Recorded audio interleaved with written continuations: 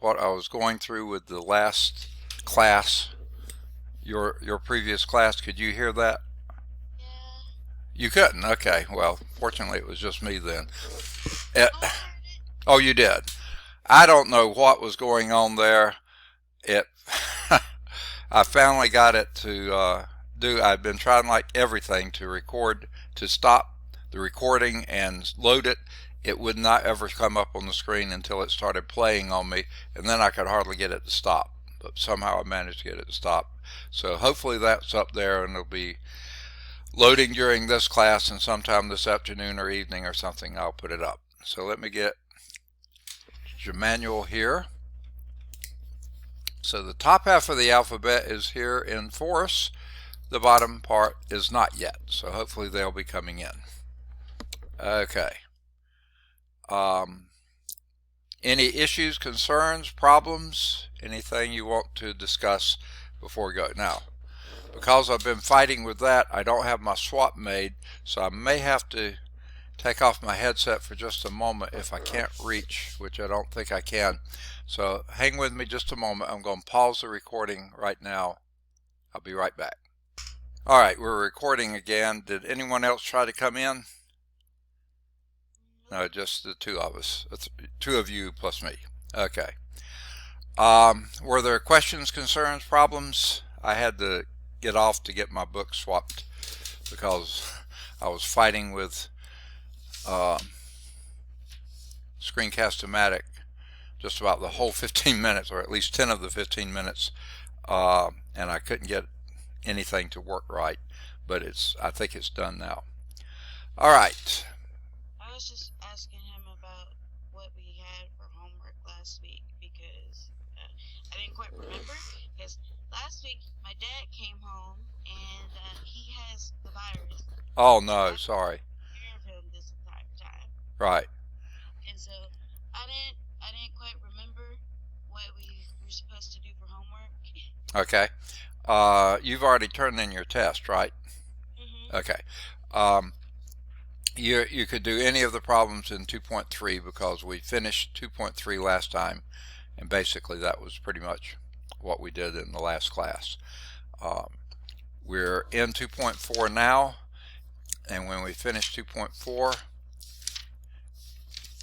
oh yeah, we got one more to do. Yeah, but 2.5 we're not going to do very much in. I'll just sort of talk through it a little bit, but not going to do much in 2.5.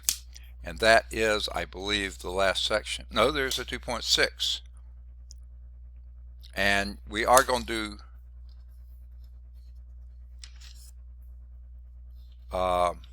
again, talking through that. So yeah, we got a bit more to do. I was going to say, I was thinking the second test was coming up really quickly, but we've got, we're probably not going to quite finish 2.4 today, but we'll make a good shot at it. And then we'll just talk about 2.5 and 6. I don't think there's anything I'll test you on those two sections, but I just want to introduce them to you so you'll know if you ever need them what we'll do. So yeah, you can be working on the exercises in 2.3. How is your dad? He's doing okay so far. It's just that he was over at my grandparents' house Oh no. while helping my mom take care of my granddad who just got out of the hospital. So they're scared that he may have passed it on to them. Yeah, right. Was is That's not what your granddad was in the hospital for? He was in the hospital for a different. Just went back and they said it was pneumonia, but they're testing him for Yeah. COVID. Okay. That sounds suspicious. Yeah. So sorry to hear it. I hope they both pull through well. Are you keeping protected pretty well? Yes, so far I haven't got sick, so Okay, good. I'm hoping it can last another week. Okay. Yeah. Are you basically quarantined now? Mhm. Yeah. Well, stay safe. Do everything you can to wash those hands. Okay. I think I just got off a block. Yeah, I did. Terry's in the wrong place, of course. Okay. I've got him in the right place now. Okay. He's coming aboard. Uh, so, wow. That's tough. Uh, but I think their treatments and everything they've been learning the whole way. And where is he? Is it UAB or somewhere else? Your granddad? I think he's at UAB. Good, yeah. They seem to have a very good success rate there, so good, and they know what they're doing. So that's good. I'm sure the other hospitals do too, but UAB is, I think they have top of the line stuff there. But cases are on the rise, as you are experiencing yourself. Please be safe as possible. Yep. Okay, James is still trying to get in. Are you able to hear us yet, James? Yes, sir. Oh, good deal. Okay. So we got 3 out of the 4 here. I'll go on and I guess get started. Any other issues, concerns, questions? Um, Whatever. All right. Let me I think I'll just start with go to the whiteboard, and there we go. Now, here's the thing that I'm having trouble with, because I can't see what you see, so I don't know. Y'all see the whiteboard now, right? Yes? Yes, sir. Okay. Do you see a bar down here near the bottom that says you are screen sharing, stop share, that kind of stuff? It's a taskbar. Oh, No, where my cursor is just in the middle of the whiteboard. Is that right? yes. Okay.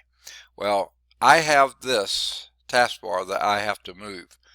And if you go back and watch the recordings, as I just found out, you will see the taskbar, which you don't see in live, but you will see it on the recordings.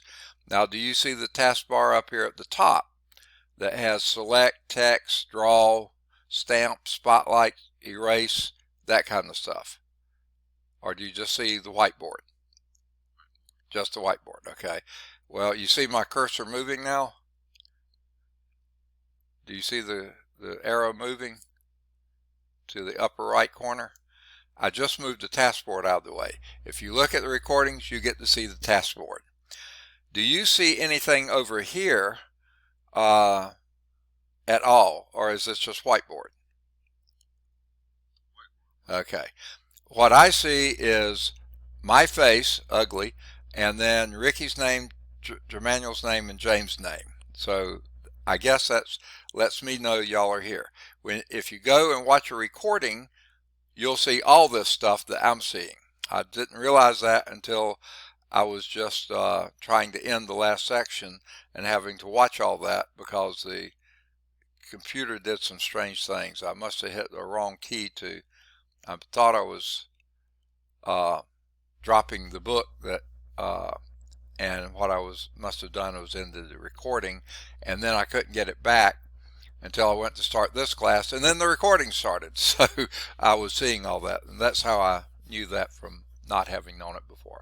But that's beside the point. But I just want to let you know, if you do watch a recording, you're going to see a lot of this other stuff that you wouldn't have seen otherwise, because it's recording what's on my screen, not what's on your screen. But a lot of times they are the same, or at least part of it. So if there are no questions on anything we've done so far, we're going to talk about elementary matrices. This is section 2.4, starting on page 74, chapter 2, matrices, 2.4, elementary matrices. So the whole goal and objective of this section is to find the matrix, factor a matrix into a product of elementary matrices. Now that may seem a little bizarre. Just like numbers, we can factor into prime numbers as long as they have a prime. Well, if you have an invertible matrix, remember invertible matrix, an invertible matrix, it can be factored into elementary matrices, okay? And that's what we're going to do. So the first thing we've got to do is quick review here, and y'all all have books, right? I know Ricky does, I know James does, and Jermanuel, you do too, right? Okay, so we're on page 74. Okay, now quick review. Section 1.2 introduced the 3 elementary row operations that you can always do for matrices. You can exchange any two rows, okay? Perfectly legal. You can multiply one row, any row, by a non-zero constant, which also means dividing by a non-zero constant. You can never divide by zero. But don't ever multiply by zero either. You lose all meaning of what your original situation was. And then the third one, the one we use a lot, add a multiple of one row to another row. Okay, those are three elementary row operations. Okay, now in this section we're going to see how to use matrix multiplication to perform those operations. So first we're going to start off with what in the world is an elementary matrix. Okay. An elementary matrix is always square. Always square. Okay? N by N. And an elementary matrix, an N by N matrix is an elementary matrix when it can be obtained from the identity matrix I sub n, which of course is square also, but the I matrix is main diagonal all ones, zeros everything else. Okay, that's your identity matrix, same size, I sub n, by a single elementary row operation. So an elementary matrix is an identity matrix that you performed one single elementary row operation on. Okay? Now, if you got your book, you can see they list some. Now, I kind of wish it was like we had with the in the differential equation where I had a PDF of the book. I don't have that, so I guess I have to write these. But here is are some matrices. Here's one. Okay, 1 0 0,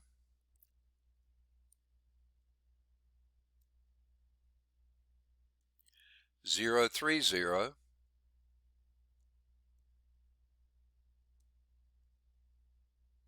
and 0 0 1. That's an ugly 3 up there. Now the question is that an elementary matrix? Where this is a 3. Okay. Is that an elementary matrix? Yes, why? Okay, that's one. What's the other requirement? Ones and zeros. Okay, except this has a 3, so you're real close. You've multiplied the identity matrix, which would have been a 1 right there where the 3 is, multiplied the second row by a non-zero constant 3, and that made an elementary matrix. Elementary matrix is one elementary row operation away from the identity matrix of the appropriate size. So yes, that is an elementary matrix. Here is B. B is 1 0 0,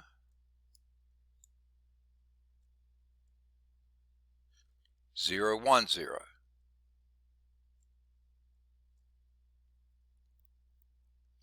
Is that an elementary matrix? Anybody? No, Why not? because it's already a dense matrix. No, it's not square. Oh, right. That's a rectangular matrix. Yeah, it's a 2 by 3. Okay, Aaliyah is here. Let me let her in. We now have perfect attendance. Ding, ding, ding, ding, ding. Way to go, team. 100% attendance. Okay, love to see it. Okay, yeah, because like you said in the first one, it has to be square. This one's not square. Okay, it has to be one step removed from identity matrix of the same size. Well, identity matrix can't be this size because you need that other row of 0 0 1. Now, one of the Removing a row is not a elementary row operation. You don't do that. You can't remove a row, and that's what they did here. Okay, so this is not an elementary matrix. How about this one? If I could get my pen back. There it is. All right. Here is C. It's 1 0 0. Starting off okay. 0 1 0. Still okay. And 0 0 0. Is that an elementary matrix?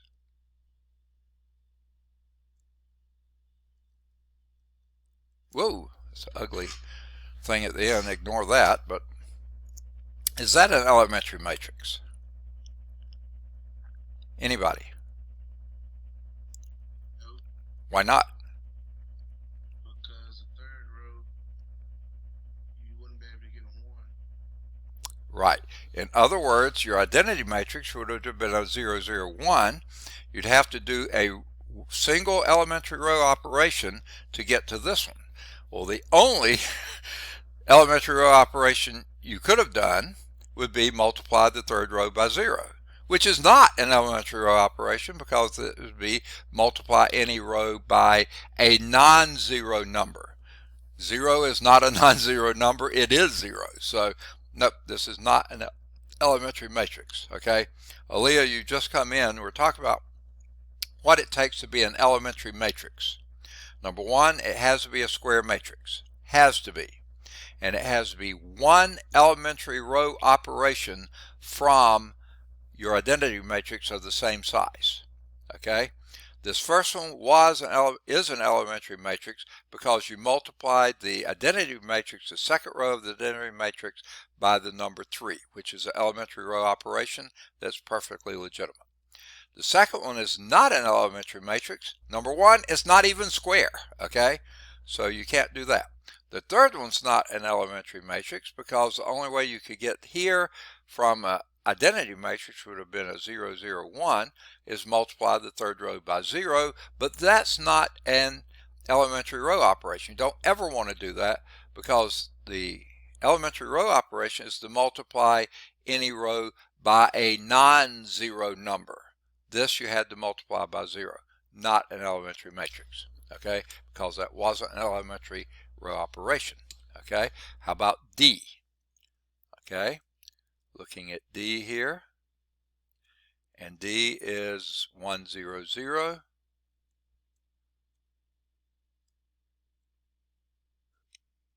Zero, zero, one,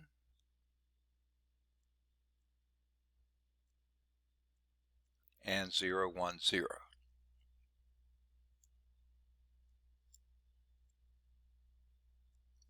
Is that an elementary matrix? Without the long line there at the end. What you think? Anybody? Yes. Why? First is square. Yes, that's one criterion that has to be met, and that certainly meets that one. And then the second, you could swap row 2 and 3 to get the identity matrix. Absolutely. In other words, you swap rows 2 and 3 of the identity matrix to get this one. That makes it an elementary matrix. You're absolutely right. Okay? How about this one?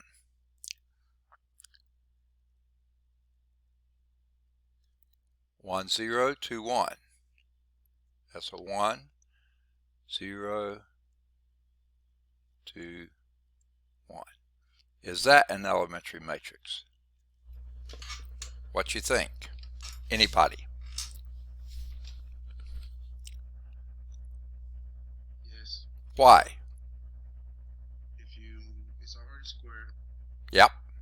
If you multiply the top row by -2 and add it to the second row, you'll get 1 0 0 1. Okay. That is absolutely correct, but actually the reason is you started with an identity matrix, multiply the top row by 2, and add it to the second row. That's how you got this one. Yeah. you're right, it goes either way, but the technical definition is you got there one elementary row operation from the identity matrix to get to here. And it was just sort of like you said. Okay, how about F? Okay, F is another 3 by 3, so I don't have room out there, so let me do it here. That's a 1 0 0. That's a good start. And a 0 2 0.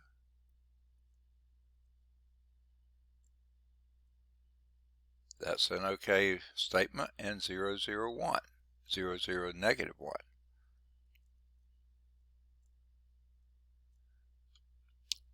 Is that an elementary matrix?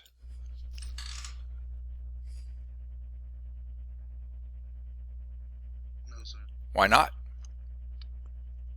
It requires more than one step. Yes, you're absolutely right. It's 2 steps away from an identity matrix.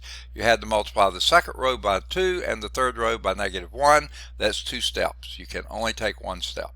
You're absolutely right. Now, what if this matrix here, you see the one I'm talking about? That was number D. What if that had been a 2 right here rather than a 1? Would that have been an elementary matrix? If this had been, because that was 2 steps. You multiply this, yeah. You can only do 1 step from the identity matrix. So you're absolutely right. A was elementary, B was not, C was not. D was, E was. F was not because it was 2 steps away from the I3, 3 by 3 identity matrix. All right.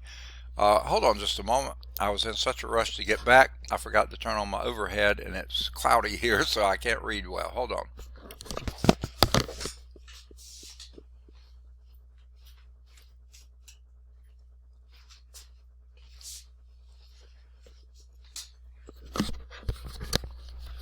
Could you tell a difference with the light on? And I meant to ask, Ricky's heard this question, how is my sound today? Better, worse, or about the same as before? Anybody? Better. Okay, the reason is, if you can see me, my wife purchased a headset with mic for me because people were claiming that, complaining that when I turned my head or did something else, the microphone wasn't picking up as well, the computer microphone. So I've got this device and it seems to be doing quite nicely. Sort of a pain in the neck to wear, but otherwise it's perfectly fine. All right, let's move on to example 2 unless there's any questions about example 1. Okay, now top of page 75, there is a statement, and since it's sort of an important statement, I'm going to read it. Elementary matrices are useful because they enable you to use matrix multiplication to perform elementary row operations, and that's what we're going to do in example 2. Now you might ask yourself, why would you want to do that?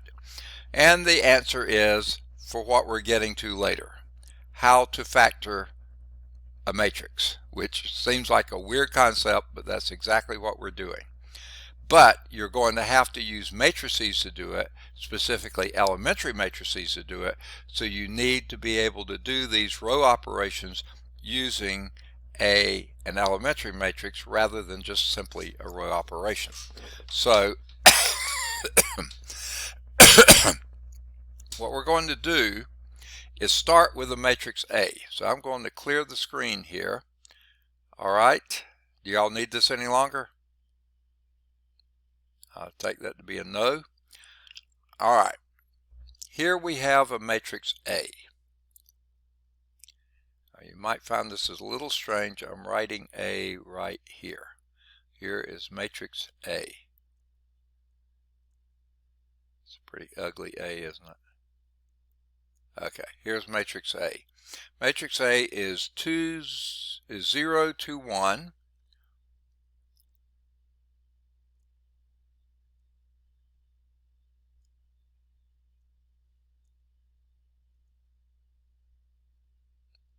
Okay. 1, negative 3, 6.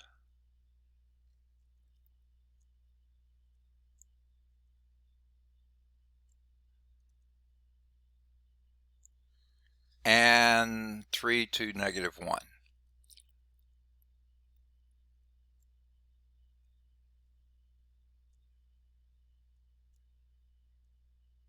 All right. 0, 2, 1, 1, negative 3, 6, 3, 2, negative 1. Got it. Now, you tell me, if I were trying to get this matrix into reduced, no, just row echelon form. Just row echelon form. It doesn't have to be reduced. What would be my first step? What would you recommend? Another way to ask that, what do you want the first feature of this matrix to be if I'm trying to get it in row echelon form? I would move row 2 to row 1. Exactly. In other words, exchange the two rows. I'm not going to do that. But what I am going to do is multiply it by an elementary matrix that does the same thing. Now, I want you to just hazard a guess here of what elementary matrix may do that.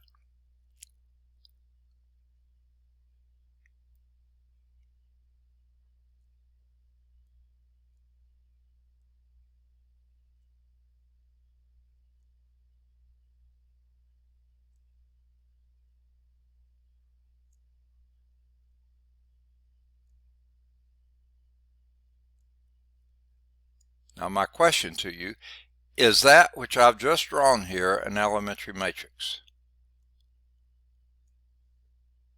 Yes, sir. Why? Because if you substitute row 1 and 2, Okay, you exchange rows 1 and 2, which is exactly what you told me to do here, but let's do it through matrix multiplication. Let's see if we get the result we wanted to. Okay, can you multiply these two? yes, sir. Yes, you can. They're both 3 by 3s, so they will become a 3 by 3. So you're going to have a blank, and a blank, and another blank, blank, blank, and a third blank, blank, blank. A 3 by 3. Okay? Let's do the operations. This entry here is what's its address? 811. Okay, so we're going to use the first row of E by the first column of A. By the way, we name an elementary matrix usually E. Most of the time we'll call them E1, E2, E3 because we're usually going to operate with several of them.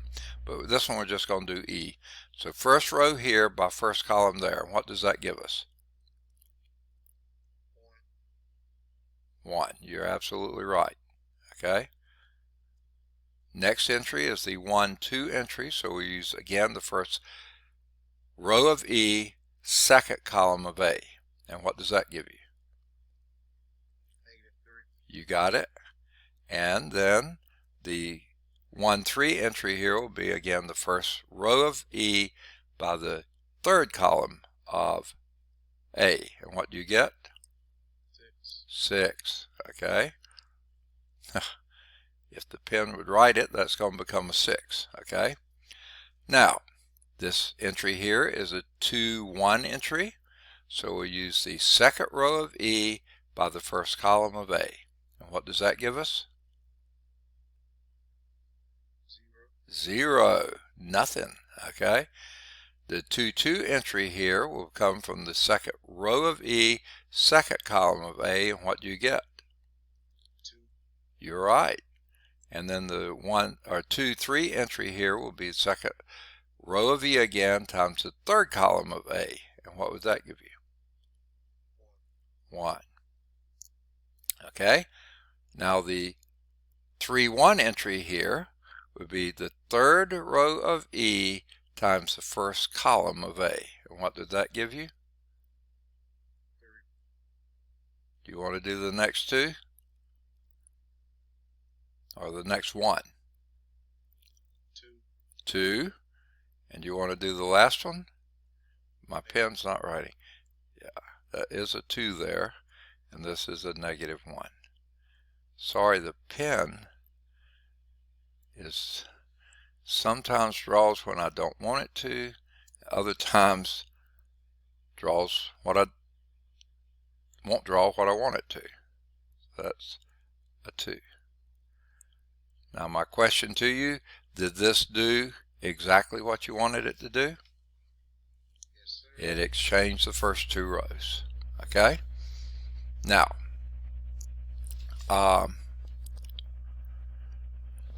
I would go on with this one, but the book doesn't. But the next thing I'd want to do with this one is change this 3 down here to a 0, because you want a 1 there, you want a 0 below it, you already have it, and you want a 0 below that. So you do a -3 times the top row, add it to the third row. So the elementary matrix that would do that would be a 1, 0, 0, 0, 1, 0, 3, 0, 1. Exactly the same thing you would do to not this matrix, but the identity matrix to make that. I'm sorry, that would have been a -3 down here. The third row would have been a -3, 0, 1. Okay, because you multiply the top row by -3 of the elementary of the identity matrix, not the E matrix, the I matrix. Multiply the top row by -3 and add to the third row, and that would have given you a -3, 0, 1. Do you see how that works? And then you keep going from there. Okay. For the B part, though, they're going to start with a different matrix A. Okay. One thing is sort of a pain in the neck here. This cord gets caught on the arm of my chair, it gets caught on my elbow, it gets caught everywhere it can possibly get caught and yanks around, so sometimes I fiddle with that, so don't mind that. Now here is something that is going maybe to create a dilemma. Okay, here's matrix A. This is a new A. 1, 0, it has nothing to do with the one above it. -4, 1.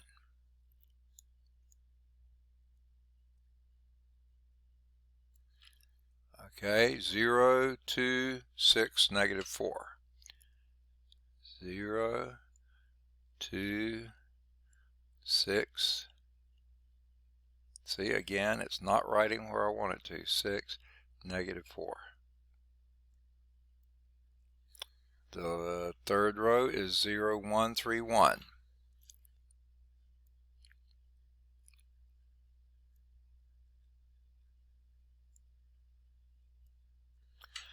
Can we do elementary row operations on this matrix? Yes or no? Yes. Yes, you can. It doesn't have to be squared to do elementary row operations. In fact, that matrix could be representing a system of equations which has 3 equations, 3 unknowns, and 3 constants on the other side of the equal sign. So yes, we've been doing that, and we could do it. Now, what would be the next elementary row operation you would do on this matrix to get it into row echelon form? Let me give you a hint. We have a 1 in the upper left. That's exactly like we want to. Don't have to mess with that. We have zeros below that. Exactly like we want. You don't have to worry about those. What's the first thing you have to worry about?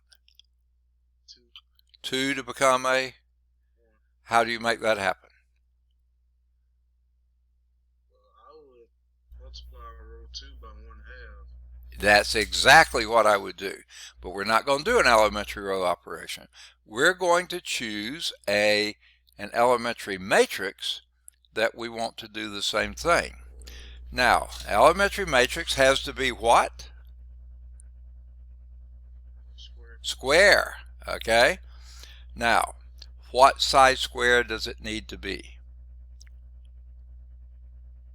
3 by 3.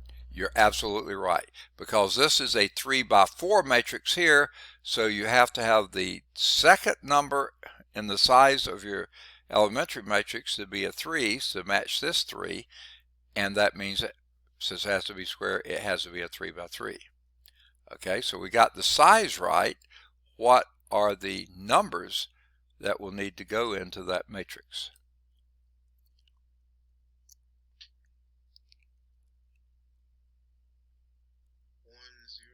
100 is the top row because we're not changing that top row at all. 0, 1/2, 0. You've got it. 0, 1/2, 0. Perfect, perfect, perfect. How about the third row? 0, 0, 1. Yes, you can't do another elementary row operation. Oops. You have to write it correctly too.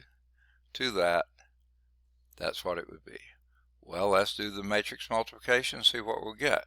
What size are we going to come up with here? 3 by 4. You're absolutely right there too. Okay, so that's going to be 1, 2, 3, 4.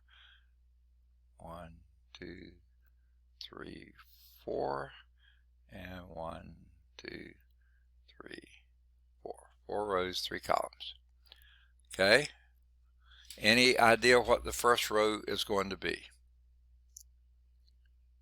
1, 0, 0. Not quite. Do the operation. It's first row, first column. Okay, were you going down when you said that? Yeah. Oh, you. Look at the right thing. Okay, look at the right thing now. Okay, no.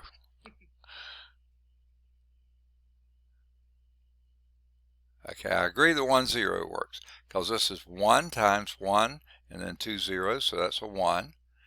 And then you got 1 times 0 is 0, and then these two become zeros because of those two, so that's a 0. Then what's next? The 1, 3 entry here will be first row here by third column here. What do you get? Anybody?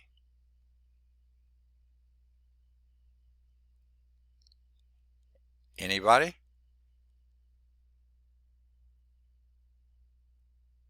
James, did you chase them all off? I think I chased myself off. Okay. Well, bring yourself back here. Okay.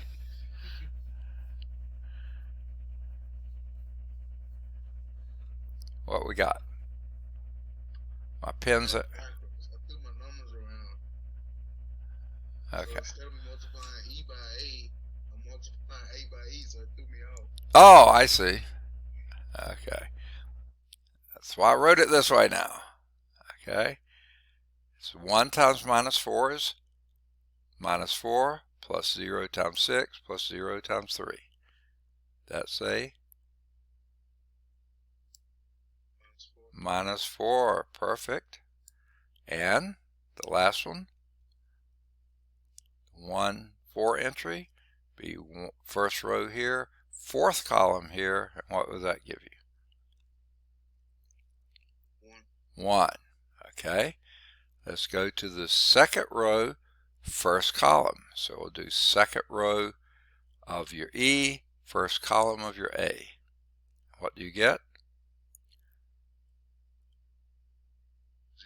0. Good deal. Second row, second column will be second row of E times second column of A. What would that give you?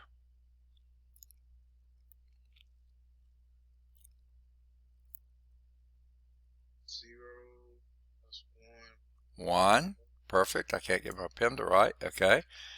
And then the second row, third column will be second row here by third column here. And what do you get?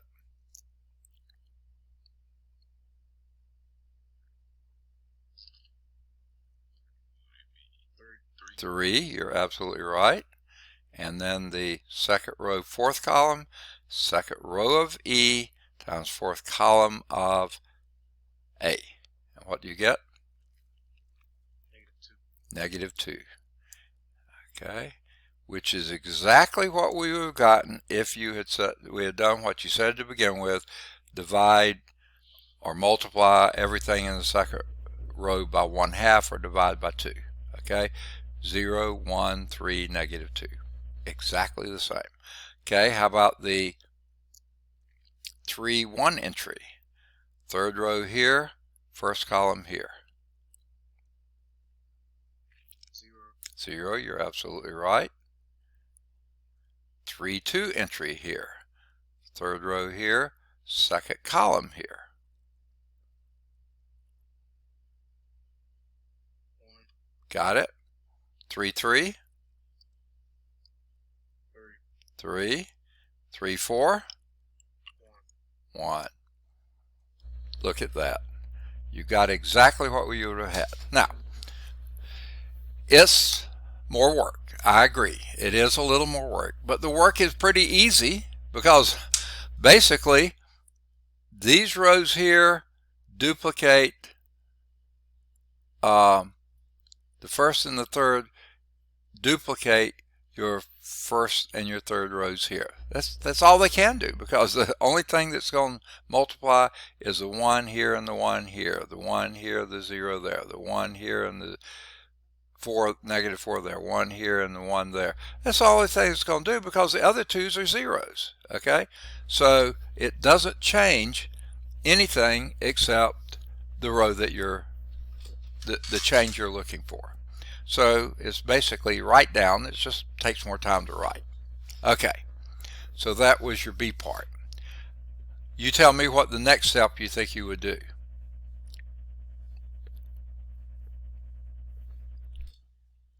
So go back and see what you got here. You got a 1 here and zeros below it. You got a 1 here. You got a 0 above it. We really don't care about that now, but we do want a 0 below it. What's that? Yeah, you got a 0 under it. You're absolutely right. And how would you make that happen?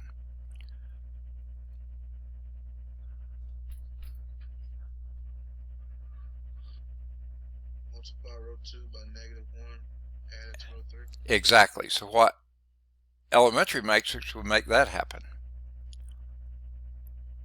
1, 0, 0. Right? 0, 1, 0. Got it? And 0, -1. Right? 0. Nope, 1. Oh, 1. Yeah, because you're adding it to the third row. 0, -1, 1. You're absolutely right. Way to go. All right, let's move to the C part. The C part, your A matrix is going back to being a 3 by 3, which is fine. It can be any size it wants to be, okay?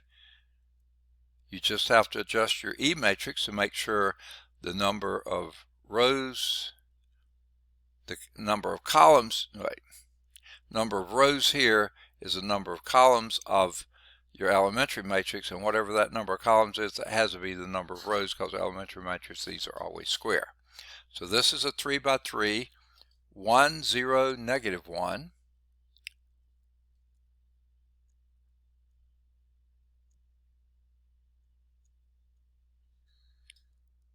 -2, -2, 3.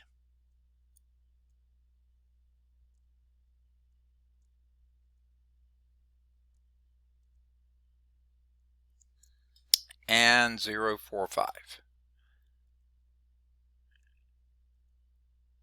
Ooh, I can't write. It's supposed to be a 4, and this is supposed to be the 5. Okay, I think I got it right. Ugly, but right. What size elementary matrix must you multiply by? Oh, wait, that's the wrong question. Remember, hang on to that one. What do you want your next step to be on this one to get it into row echelon form? The good news is you got 1 in the upper left. What's the next thing you want to happen? I think we just lost Aaliyah, so hopefully she'll be coming back. -2 to become 0. And how do you make that happen? Multiply 2 by row 1, add it to row 2. Okay, so what elementary matrix must you have here? What size first? 3 by 3. 3 by 3, that's correct. And what must be the first row? 1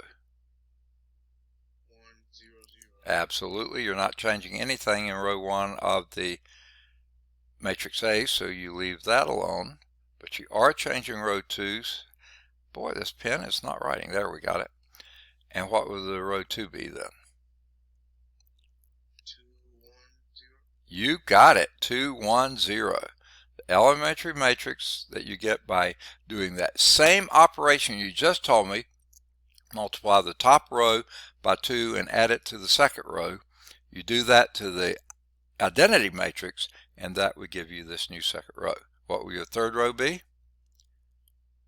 0 1. Yes, you can't change. You can only do one elementary row operation at a time. You've already done it, so the third row must be the same.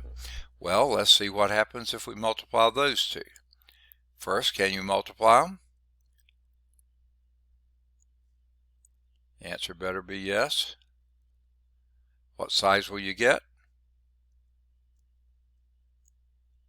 3 by 3. Okay. And let's take that first entry, which we'll call the 1 1 entry, because it's in the first row and first column. So we'll take the first row of this one down the first column of that one. And what do you get?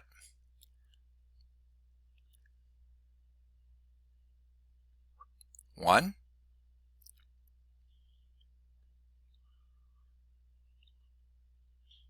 Anybody? 0. 0. Now, how'd you do that, Aaliyah? Aaliyah just came back and I didn't let her back in, but I was going to, but somehow you got in without me having to do it. Thank you. Okay. And -1. -1. Perfect. Does everybody see why that happened? What happened? Say again? You said see what happened. See why that reproduced the first row? Because you only got a 1, 1 0 0, so it multiplies by this, multiplies only the top one, and multiplies only the top one. So you just reproduce that top row. All right, now the second row is not going to be as sweet. Okay, what's it going to do? This entry here is a 2 1 entry, so we'll take the second row of elementary matrix by the first column of the identity of the A matrix. And what will you get then? 0. 0. Next. -2. Okay, -2.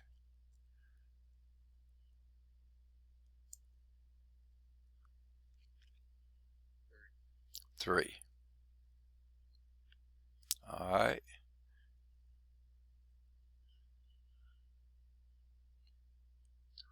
I don't know if I got that. Did you?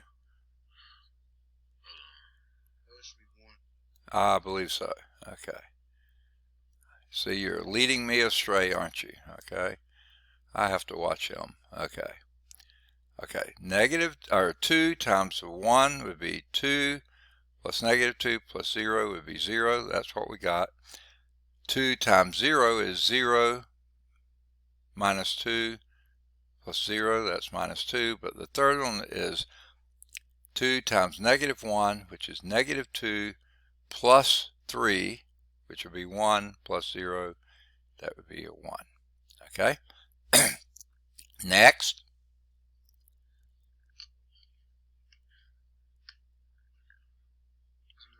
0,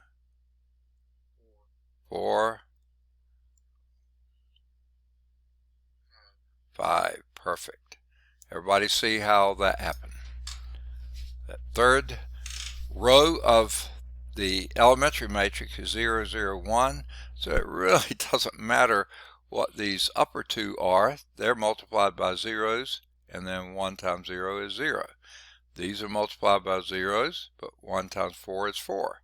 These are multiplied by zeros, and 1 times 5 is 5. So you just reproduce that third row, which is exactly what would have happened if we had done the elementary row operation that James said we should do here.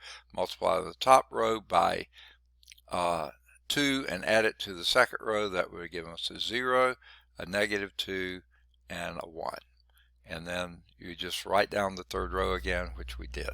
Okay. Does that make sense? All right. Now, here's what Theorem 2-12 says. And by the way, Aaliyah, you did get a book, right?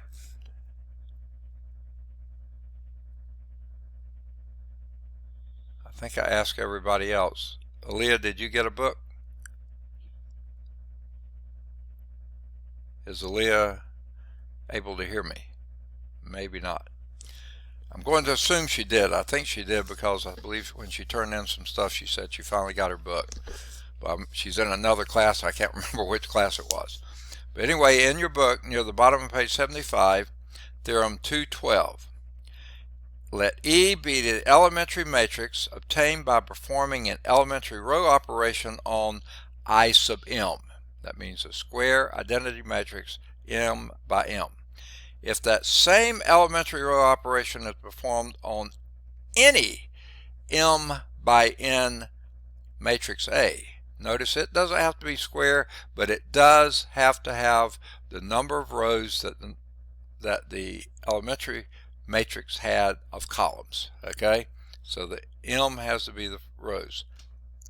Matrix A, then the resulting matrix is the product EA. And that EA would have been the same thing would have happened if you had done the elementary row operation 2A that represented of the identity matrix. Okay. Now,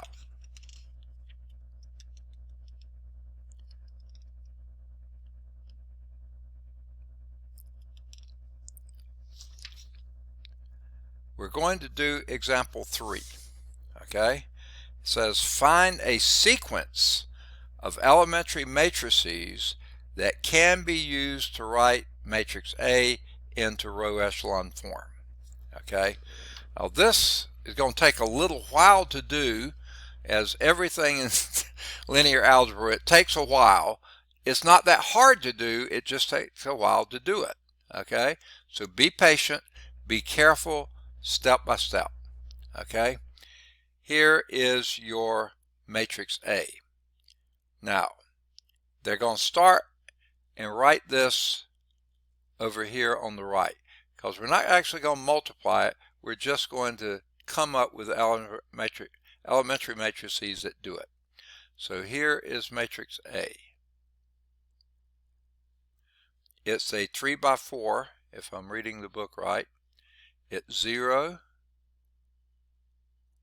1, 3, and 5. Okay, second row is 1, -3, 0, 2. 1, -3, 0, and 2. Okay, third row is 2, -6, 2, 0.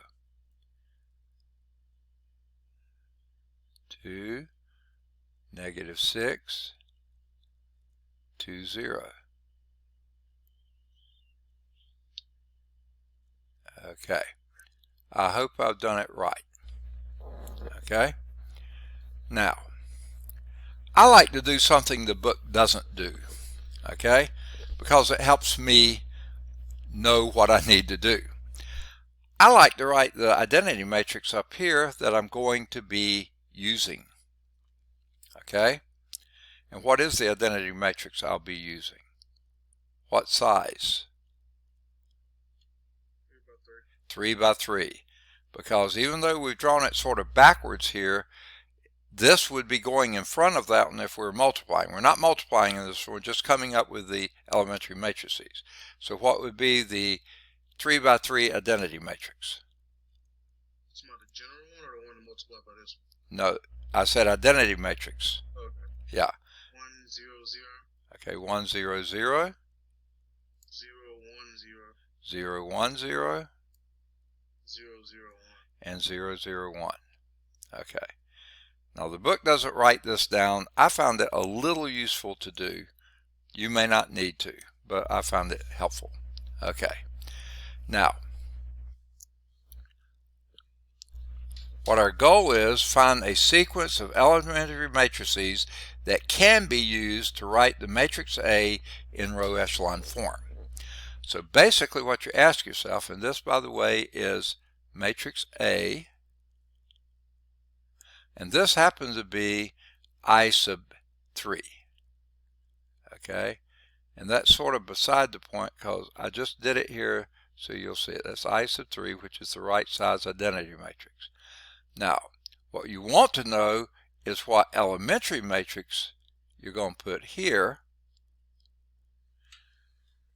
And by the way, they don't do it there. Let me do it the same way the book does. Okay. Okay. They're going to do it here. And because we're going to have several of them, I'm going to name and number them. E1. Okay. Now that's going to be what the question is. That's what we're going to try to answer. But we're actually going to do the elementary row operations on A now. What would be the first step that you would do?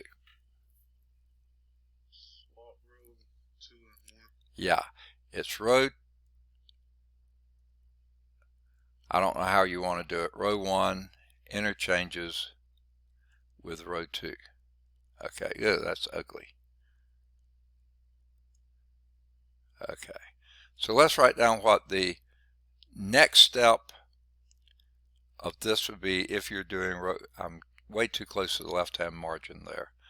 Let me pull that in a little bit.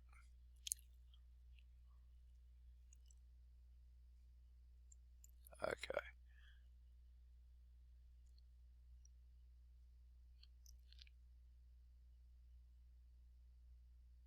Okay.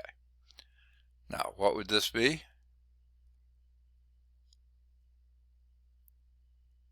What would be the? How are you saying? Like, what Yeah, what would be the? If you did this operation on A, what would be the new matrix?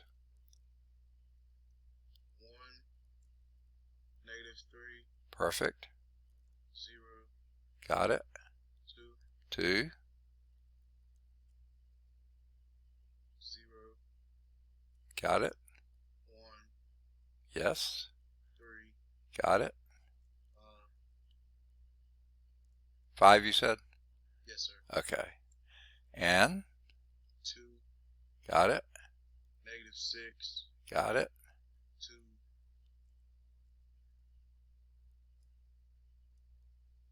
0. Okay.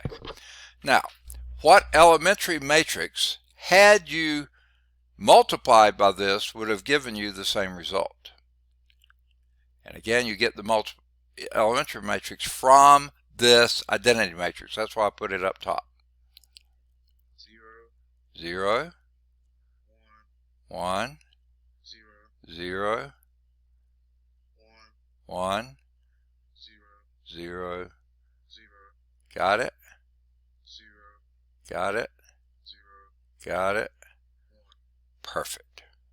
Okay. Now, let's go back to our transformed A here. Okay. What would be the next thing you would do to this new matrix here? And they don't give these names, but let's just pretend. By the way, what they did here is this is where they wrote their row 1 interchange with row 2.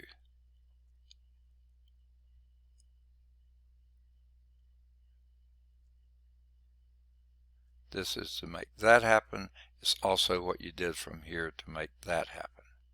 Okay. What's the next thing you want to happen to A here? You want your 2 to become 0. And how do you make that happen?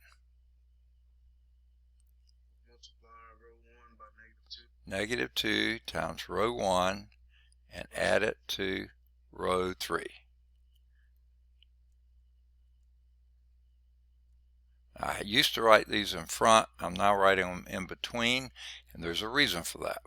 Okay, so let's do it to it. Okay, -2 times 1. Oh, by the way, we're using row 1, so we're just going to write it down. 1, -3, ew, -3, 0, 2. Where row 2 is okay, so we're just going to write that down. 0, 1. I believe that's a 3, and it looks a little like a 5. Okay, now let's do what you just told me. -2 times row 1 plus row 3. 0. 0. Look at that. 2.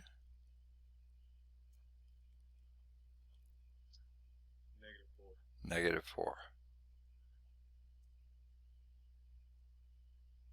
Okay, if you can read my writing, that's the -4. Okay.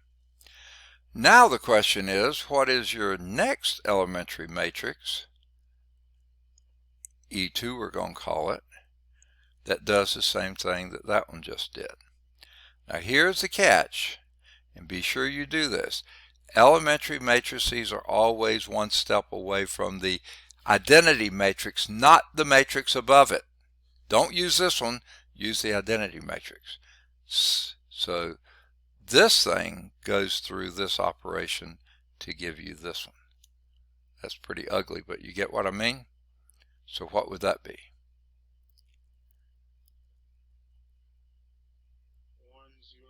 1, 0, 0. You're not changing anything in the first row, because we didn't change anything in the first row there except ugly. Okay, next. 0, 1, 0, because we didn't change anything in the second row except maybe making it uglier. Okay, or maybe a little better. Okay, and then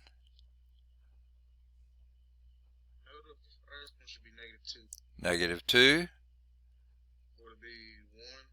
Wait. Yeah, I'm confused about this. Okay, -2 times row 1. That'd be -2 times 0 plus the row 3, which is 0. So that stays as a 0, right? So what did you say then? Okay, what you're doing is exactly this rule here. -2 times row 1 plus row 3. But you're doing it to the identity matrix. So -2 times 1 would be -2 plus 0 is -2. -2 times 0 plus 0 is still 0. And -2 times 0 is still 0 plus 1 is 1. And that indeed is an identity matrix. If that 0 were closed up, it would be so. Okay. Only one elementary row operation. That's why you don't use the elementary matrix above it. You always go back to the identity matrix and do it. Okay? So that's exactly right. Now, all we're wanting is row echelon form, not reduced row echelon form. So what do we do next? You got a 1 here, 0 is below it. You got a 0, first non-leading entry is a 0 in the second, it's a 1 in the second column, 0 is below it. What's the next thing you want to happen? The -3 to become 0? Okay, no, we're not doing reduced row echelon form, just row echelon form. So what's the next thing we want? You want that 2 to become a 1. How do you make that happen? Multiply by 1/2. Yes, 1/2 row 3 becomes a new row 3.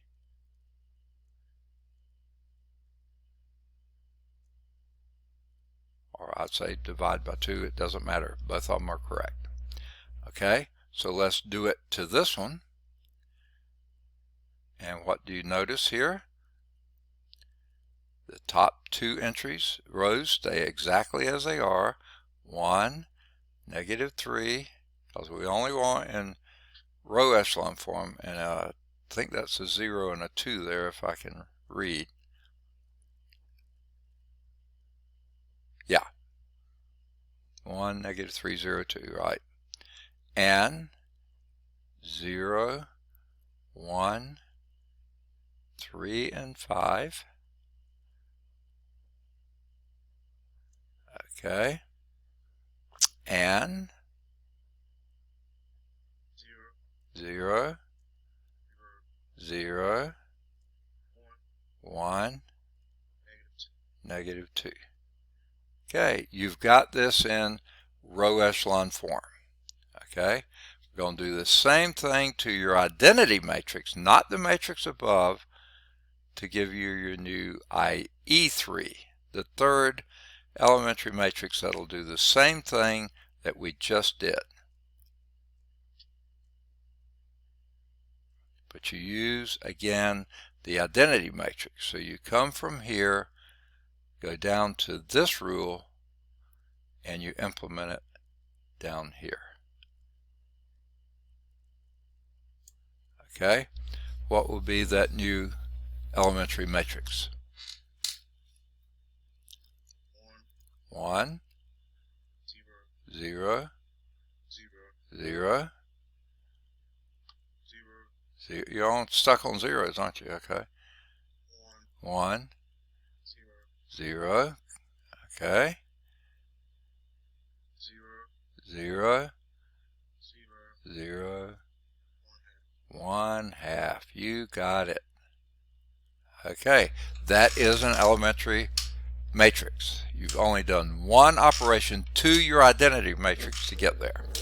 Now that's all they were asking for here. We've just done it. It said find, if I can find it, find a sequence of elementary matrices that can be used to write the matrix A in row echelon form. We just found them. Okay. Now,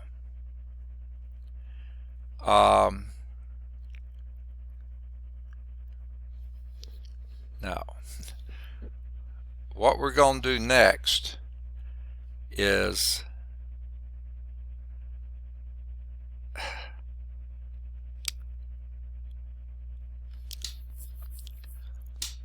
it seems a bit odd, but we're going to do it. Okay? Now what we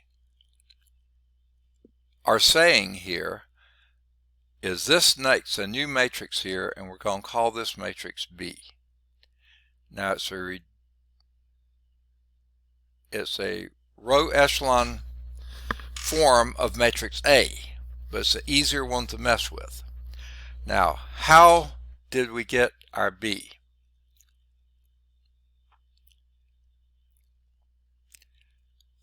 Now, if you think about what we did before, we started with matrix A, right? But remember, we had to multiply on the left by this E1. That was the first thing we did, right? And that would have given you the same thing that this row operation would have done. And then we multiply by E2 to give you the next thing. So to this product here, we multiply by E2. And then to that new matrix that we got from that, we multiply by E3 again on the left, and you got B. So this then is basically saying this is what we did with these three elementary matrices to get to B. All right. Now, what we're going to do, we're going to do that, but we're not going to do it the way we just did. We're going to start with E3 times E2, and then multiply that by E1, and then multiply that by A. So let's start with E3 times E2. Okay? And we don't have a lot of room, so I'm going to try to be as succinct as possible.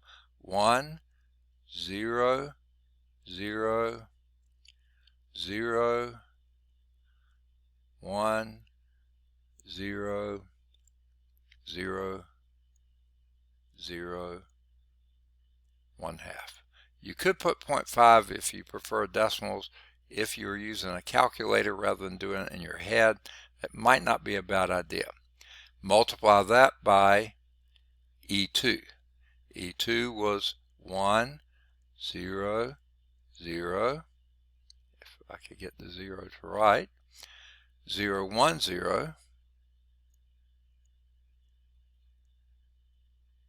And that's by -2, 0, 1. Okay, so let's multiply those two first. Okay, 3 by 3 by 3 by 3 is going to give you a 3 by 3. Do I need to put in the blanks, or can we figure them out? There's no problem to put them in. You want them or not?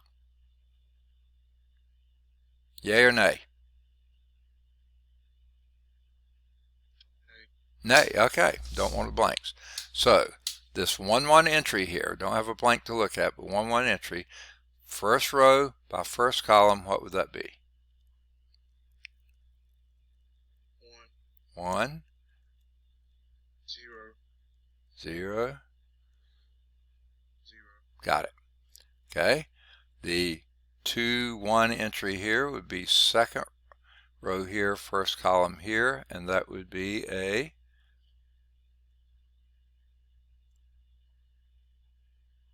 0, 1.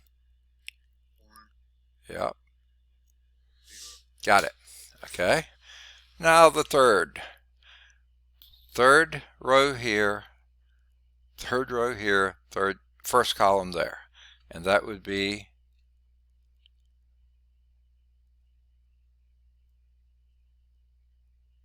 -1. I think so. Next, 0, got it. I can't get the 0 to right though. There we go. Partially. Okay, and 1/2. okay. 3 over 2. Say again. I couldn't hear all that. That was right. It's right. Okay. Yes, sir. I was looking at something else. Okay. I'm sorry, in the book, I'm not sure what the book's doing. In the book, they're doing from left to right. I'm doing from right to left. Guess what? Let's see if it comes out the same. So we're going to take this product and multiply by E1. There it is. We should be able to do it either way, so let's do it. See what happens. Multiply that by E1. 0, 1, 0, 1, 0, 0. This isn't the way the book's doing it. I'm sorry, I looked and misinterpreted what I saw. Okay. All right. We're multiplying by that side, and let's see what we get. Should be a 3 by 3. Trying to cramp it up here because so we can have room at the bottom. And what does this give us? 0, 1, 0. Got it. 1. Let me make sure of that. Looks to me to be a 0. Doesn't it? Second row, first column. Oh, wait. You're right. Yeah, it is a 1. I'm sorry. This sounds rather bizarre, but I've got to stand up. Okay. I think it hasn't been diagnosed, but I think I've got a pinched nerve, or a nerve that pinches some in my hip, and every now and then, if I sit too long,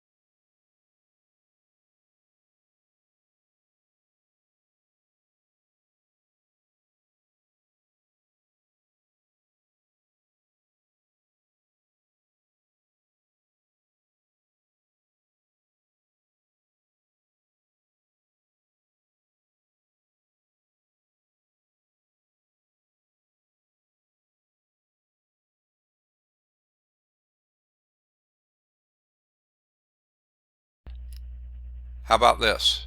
Oh, there we go. Okay. Evidently, when I took off my microphone, oh, I know what it was. When my microphone the cord got stuck in my chair, it must have turned my button off. So thank you for telling me. Okay. So I could hear y'all well. I thought you could hear me. Okay. So A is 0, 1, 3, and 5. 1 minus 3, 0, 2, and 2, negative 6, 2,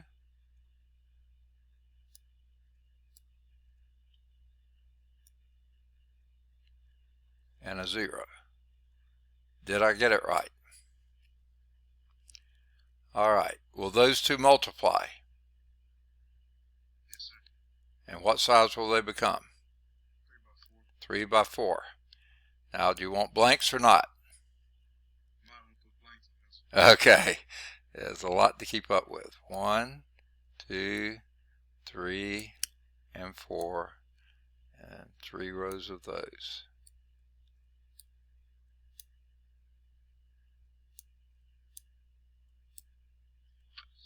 All right, let's see what we get. Row 1 by column 1. 1. Row 1 by column 2. -3. Got it. Row 1 by column 3. 0. Yep, and row 1 by column 4. 2. Got it. Row 2 by column 1. 0. Row 2 by column 2. 1. Got it. Row 2 by column 3. 3. And row 2 by column 4. 5. Okay. Row 3 by column 1. 0. Got it. Row 3 by column 2. 0.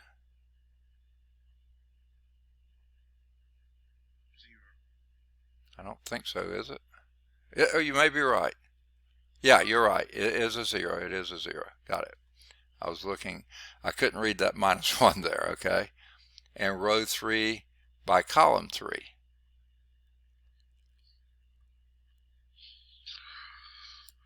1, you said? Yes, sir. Yep. And row 3 by column 4. -2. Perfect.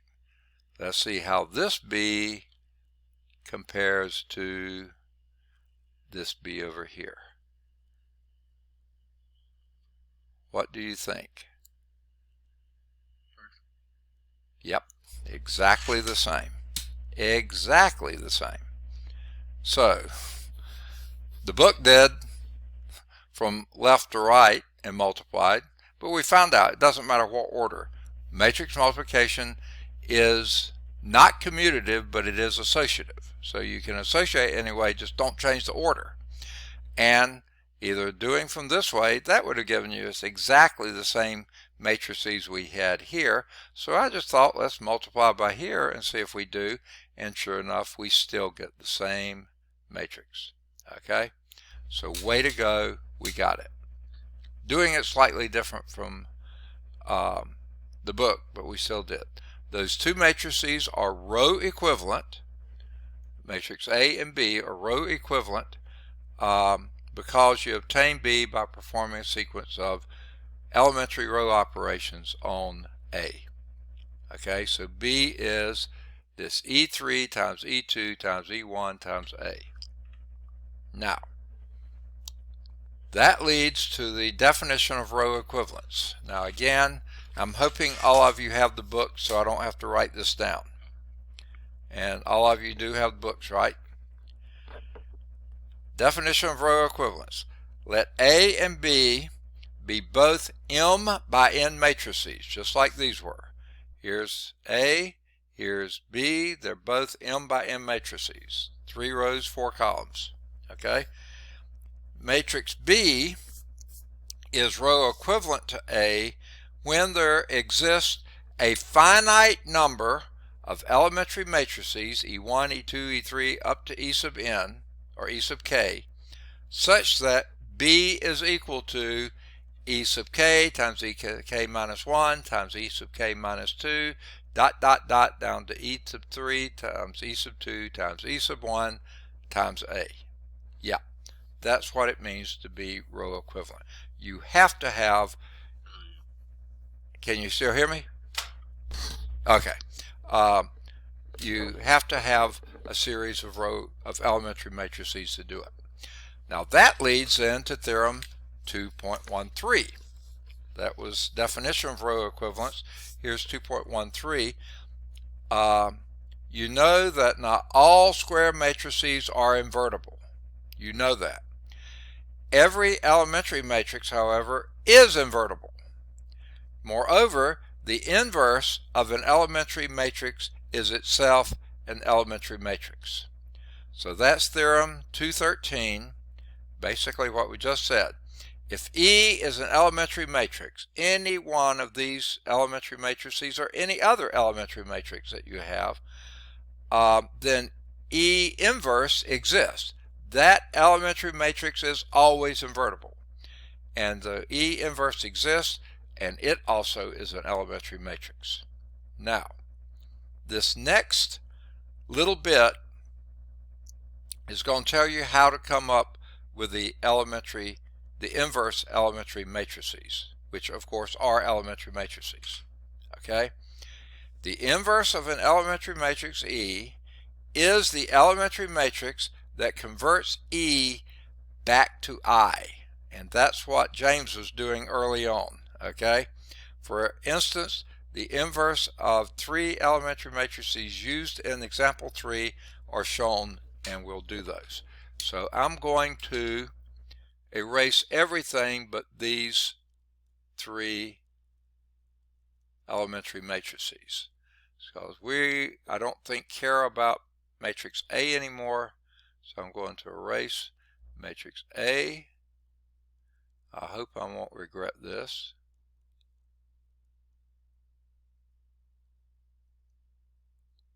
I'll erase all of its component parts here.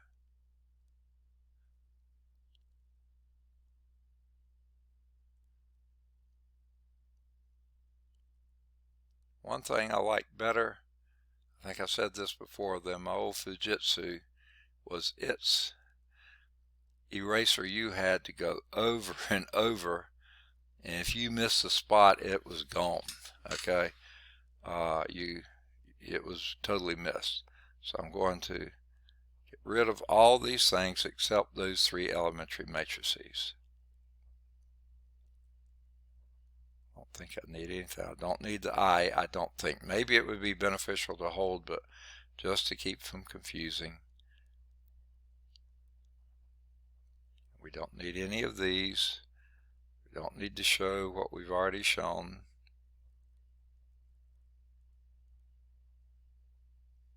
This is almost as fun as watching paint dry, isn't it? Okay.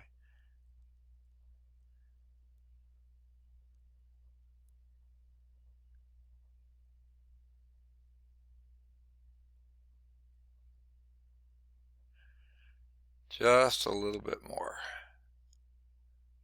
Frankly, I'm getting so hungry I can hardly stand it.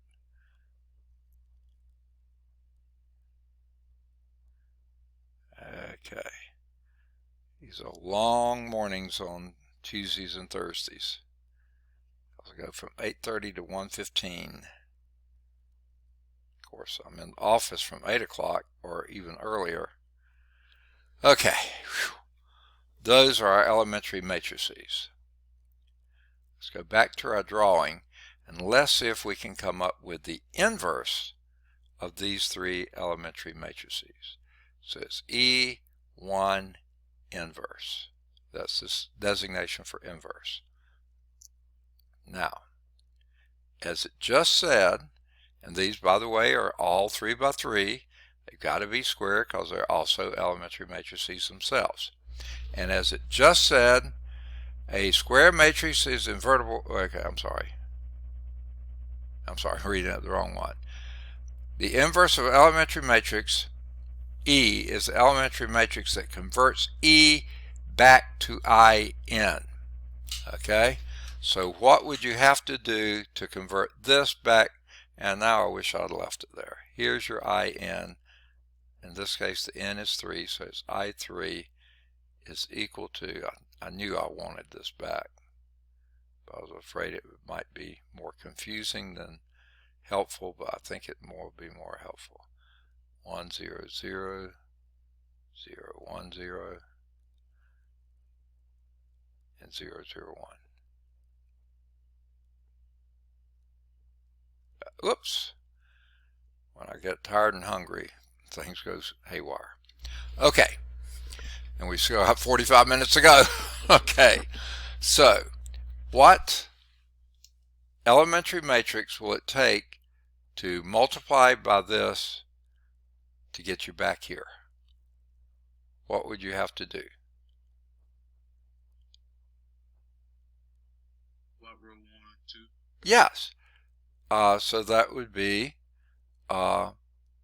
you do that to the I matrix, and basically it's identically the same thing. They are inverses of each other. Okay? Exactly. You just swap the 2 rows, and that gets you back to the identity matrix. Oops, that's a 0. I can't. This pen is driving me nuts. It sticks, and then it flies wherever it wants to sometimes. Okay, so they are inverses of each other. They're the same. Okay, now don't worry, all of them are not the same. Okay, so what's E2 inverse?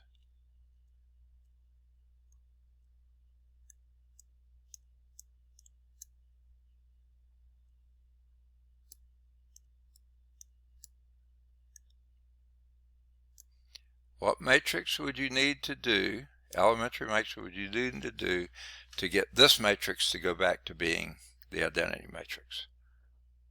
2 times row 1. Right? Add it to? Yes. So you do the same thing to the I matrix, and that would be an I 1 0 0, because you're using that, not messing with this row at all. 0 1 0. And what did you just say? 2 0 1. You got it. There it is. There's the inverse of the second operation, which is adding a multiple of one matrix to another matrix. Okay? There it is. Perfect. And what would be your E3 inverse?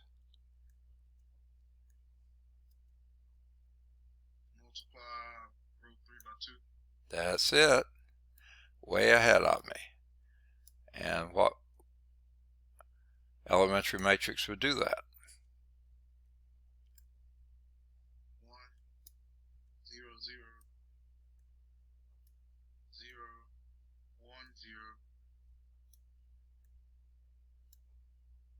and 0 0 2. Ooh, that's an ugly 2, isn't it? That's a 2. Let me, goodness gracious. That just keeps getting worse and worse and worse. Okay. So if I can get that back.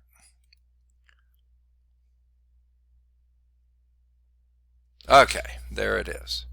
You're absolutely right. Those are the 3 inverse elementary matrices of those 3 elementary matrices. And you see how they work. To exchange 2 rows, you just exchange the 2 rows back. Okay? To multiply one row by a non-zero number, add it to the other row, just multiply that same row by the opposite of that of that number, the negative of that number, and add it to the third. So, and then to change back to something you divided on one place, you multiply on the other. Perfect. All right. The next theorem states that every invertible matrix, and I'm caught again, sort of a pain in the neck about this literally. This headset is that wire gets caught on everything. I would love it to have a wireless, but I don't. I've used them before and the batteries run out so quickly. Okay, because I talk so much. Okay, I didn't say that. Okay, you weren't supposed to be laughing. Okay, that every invertible matrix can be written as a product of elementary matrices. Now, notice it has to be an invertible matrix. Tell me some characteristics of an invertible matrix. Number one, what about its size? It has to be square. It has to be square. So invertible matrix has to be square. Now, not all square matrices are invertible, but all invertible matrices have to be square. Okay? And then the elementary matrices must also be the same size as that square matrix was to begin with. Okay. Now,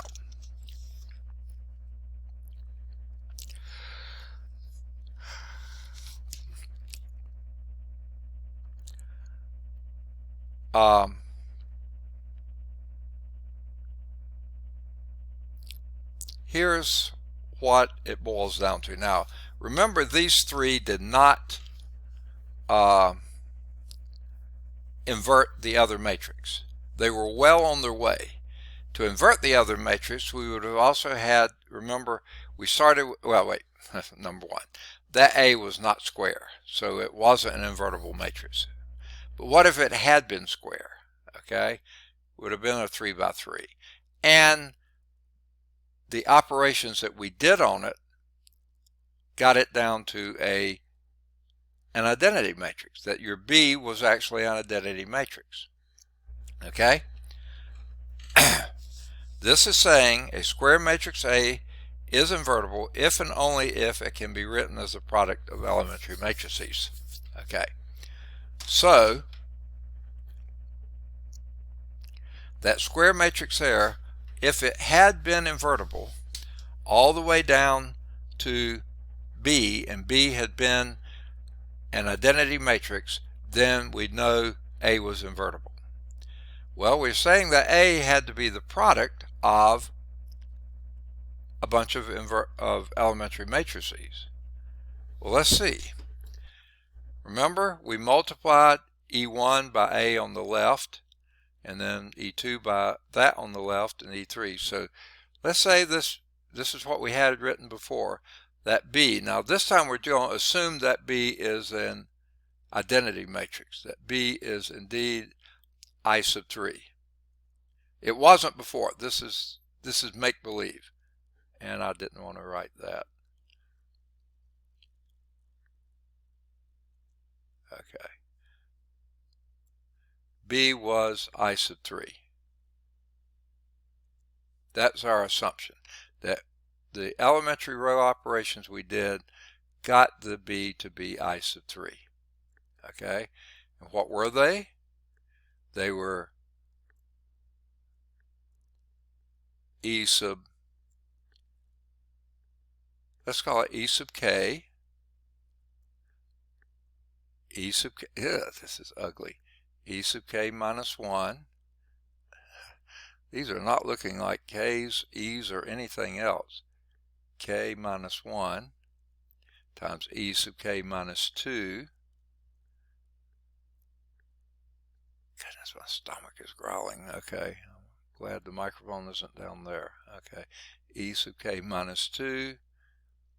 And then we would dot, dot, dot, just keep multiplying until you got down to E sub 3 times E sub 2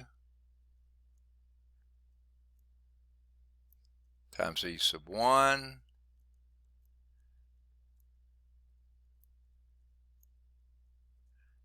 and then multiply that by A. Okay, that would have given you, that's how we got to B to be I3. What we want to know is A a product of elementary matrices? Well, you know this, what we could do is start undoing this. Multiply this by E sub k minus 1, and that product would have then been the I matrix. And then once we had done that, multiply this by E sub k minus 1 inverse. And once you got these product to be the I, then that product would have been an I. And then multiply this by and by the way, we're doing the same thing to the I matrix. I should have put that down. Okay, and that would have been this. But if you do it to this one, you get the I matrix, and then this one gives you the I matrix, and this one, this is A E sub k minus 2. And you keep going down inverse, of course. And you keep going down dot, dot, dot, until you finally get to E sub 3 inverse times E sub 2 inverse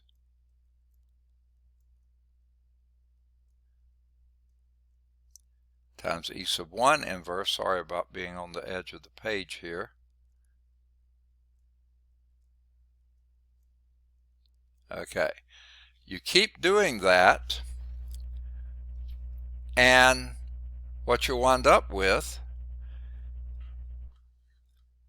you multiply the same sequence here to these, and the first one wipes this one out, the next one wipes that one out, the next one wipes this one out, all the way down till you wiped everything out, and you've got A is equal to this, and you can wipe out the I because it's not doing anything. Here is, these are all inverses of elementary matrices, but that means they're elementary matrices. So this sequence of elementary matrices multiplied together is going to be your A. So that basically is proving that you can do this. And that's the product. That product of elementary matrices, the inverses of the same ones that took you to get this to become an I, when you multiply the inverses of those together in reversed order, because those were in reverse order here, reverse the order back, but now do the inverse matrices, multiply all those together, you wind up getting A. So that's sort of the proof of theorem 2.14. Read the one in the book, I don't know, see what you think. So let's do a fairly simple one. How are we doing on time? Oh yeah, we got 30 minutes. We'll be able to get this one done and more. So let's clear the screen. Do y'all need this any longer? I hope not. I just erased that. I didn't mean to do it that fast. Here's matrix A. A simple little 2 by 2 matrix.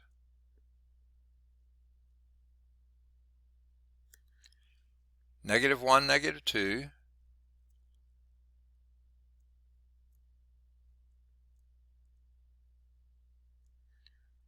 3, 8.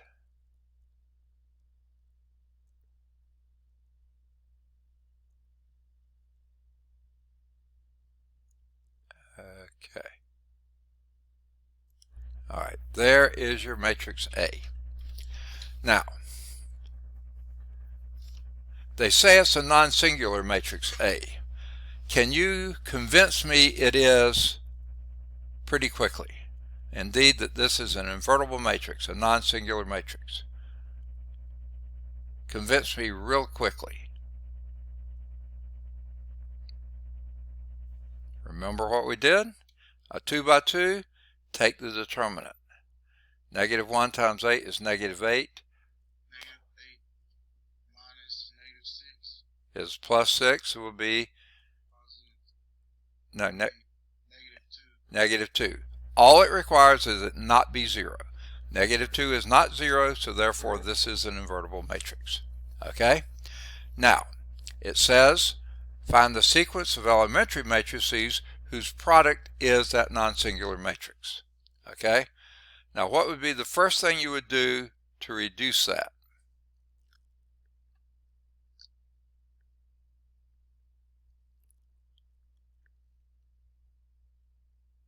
What would be the first thing you would do? Now, I'm going to, just like I did before, come up here and write the I matrix that's appropriate. And this will be I sub 2. I sub 2 is simply 1, 0, 0, 1.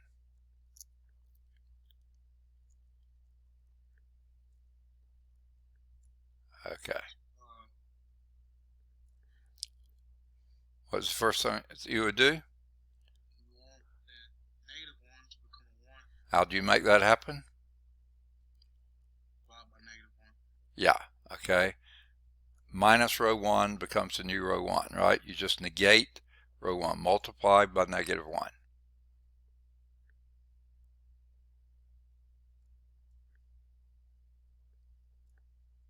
Now, what elementary matrix does that?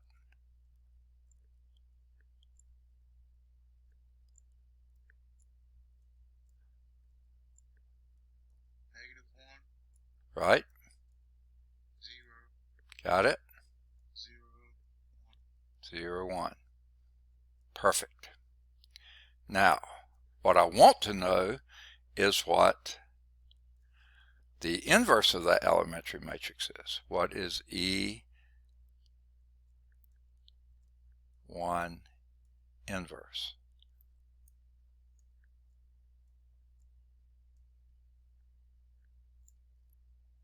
What would that be?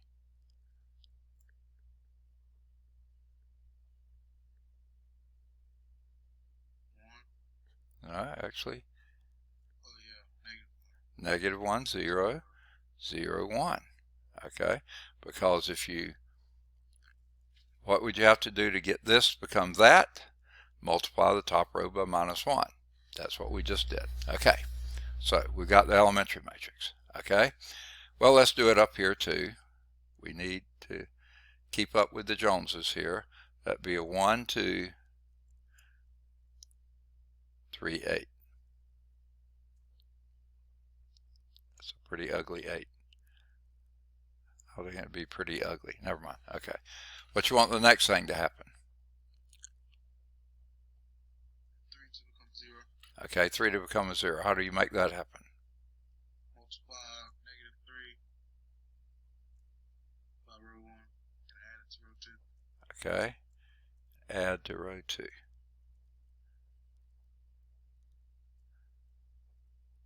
Okay. Now, what elementary matrix do you get by doing the same thing, not to E1, but to I?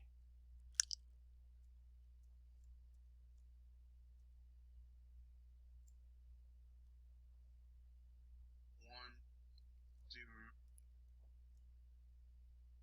-3, 0. Ah, 1. yeah.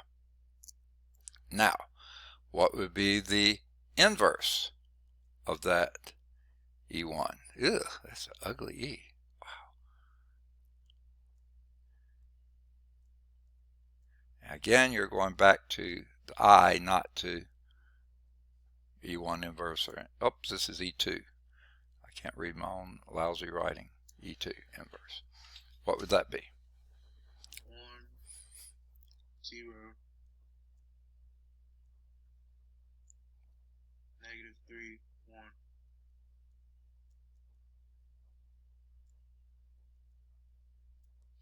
Isn't that a +3? What would you have to do to this to get it to go back to that? Oh, yeah. Yeah. Okay. Got it? Yeah. Okay. Well, let's do it here too. Maybe I should do this first. I don't know. It doesn't really matter. It's easier to do it over there. Okay, what do you have? You're using row 1, so write it down. And what you get now? 0. Got it. Positive 2. Good. Okay. Now, what's the next thing you want to happen to this A? Or it's not A, it's a row equivalent form of A. 2 will become a 1. How do you make that happen? Multiply by 1/2. Yeah, multiply what by 1/2? Row 2. Row 2. Perfect. Okay. So what will be the E3 that does that?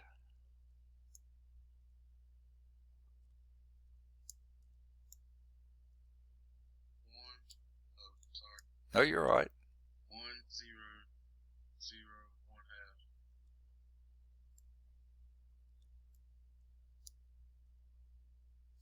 And what will be the inverse of that?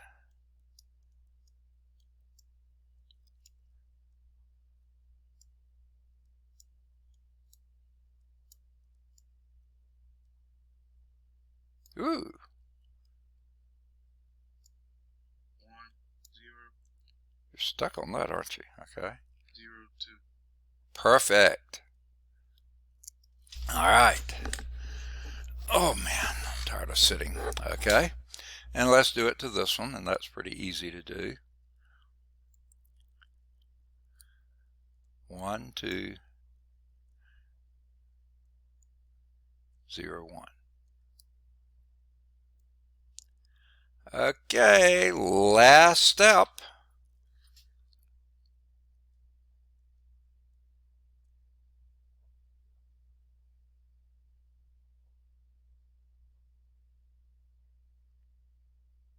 What do you do here to make this an identity matrix?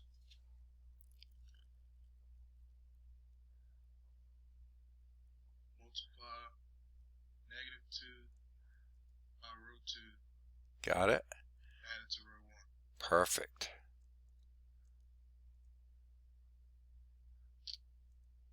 Okay, I'm just going to go on and write it in here because I know what it's going to be. 1 0. That 1 was pretty pathetic, wasn't it? 0 1. Okay, that's how you got to your I2. Okay, let's do the same thing and get what E4 it will require to make that happen.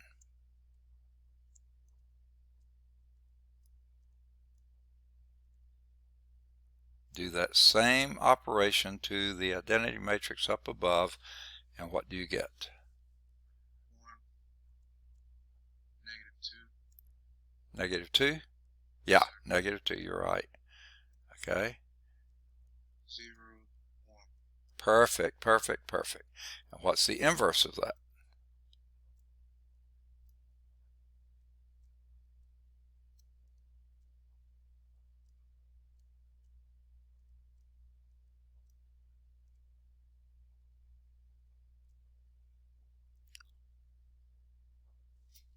All right. +2 0 1. Fantastic. Okay. Now guess what we've just done?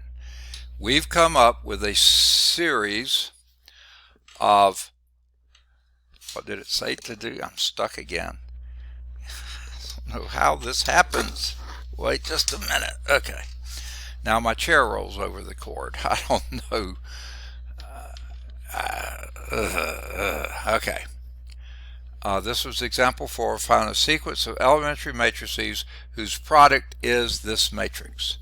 My contention is it's this product of these 4 matrices multiplied together.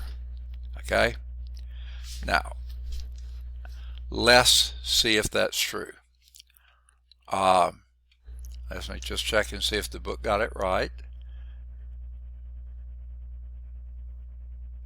I'm looking at the wrong thing here. They got that part right, and then the E1, E2, inverse. Yep, they got it right. So I'm going to erase, because we're through with these, everything except A and these four. Okay, so here we go. This is fun to watch, isn't it? I don't want to keep that or that or that or that or those.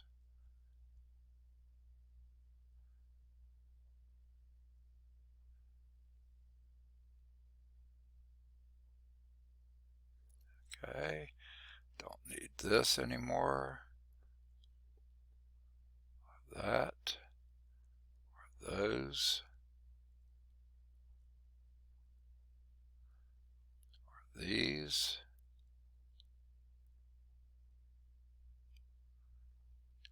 Those. It's exciting stuff, isn't it? Okay. Now remember, we multiply these in order. When we're doing the inverses to get the other way, we do them in reverse order. These we do in the order written here. So let's multiply the first two together.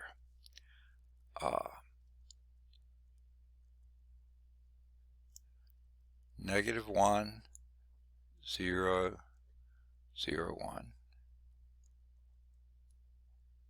Multiply that by the second one, 1, 0,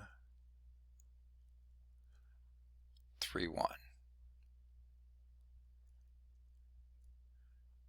Okay. Now this should be fairly easy multiplication, but all of them are easy to make mistakes, so let's not make any mistakes. Okay, first row, first column, right? Yes, sir. Okay, first row, second column,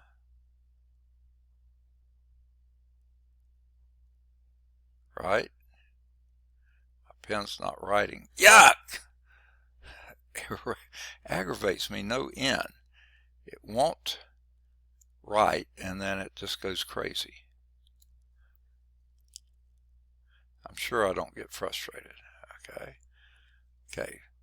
Second row, first column. Right? Second row, second column. Is that right? I'm doing it fast in my head. Yes, Okay, good deal. All right. Now we're going to take that and multiply it by E3 inverse, which is 1, 0, 0, 2.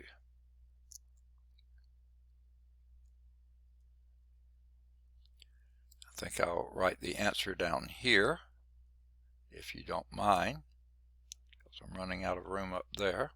It's going to be a 2 by 2, and this times that, I think, still gives us a minus 1, doesn't it? Yes, sir. And this by that, I think, still gives us a 0. Okay, and this by that, I think, gives us a 3, doesn't it? Yes. And this by that gives us a 2, I think. Now let's multiply that by E4 inverse. 1, 2, 0, 1.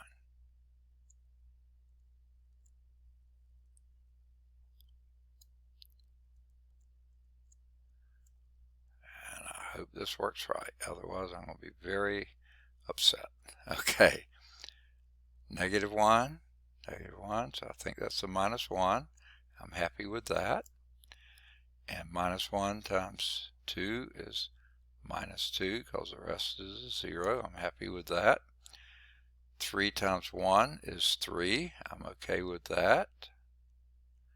And 3 times 2 is 6 plus 2. Look at that, folks. That's exactly your A. So sure enough, we found a series of elementary matrices, because the inverse of elementary matrix is an elementary matrix. We found a finite number of those. When you multiply them together, you get this matrix. Okay? Now, this is a weird way to think of it, but you could think of these as being the factors of that matrix, the elementary factors, which I kind of think of, and it's not really a fair thing to do, but similar to prime numbers. These are the elementary matrices, just one step away from an identity matrix that you multiply together to get that matrix there.